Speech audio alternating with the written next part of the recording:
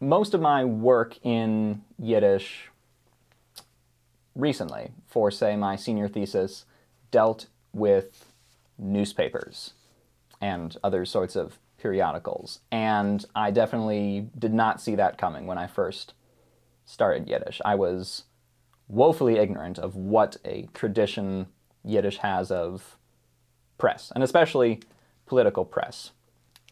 Growing up, I knew very little about Yiddish beyond the great classic writers and some songs, things like that. And so being exposed to more, I guess, historical, for lack of a better word, Yiddish texts such as newspapers or manifestos was very eye-opening for me, and it's what I ended up doing my later work in.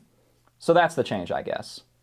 Perceiving Yiddish as Tevye and Tumbalalaika as a kid, and by the end of it all, I was reading a Bundist newspaper that I never knew existed going into college.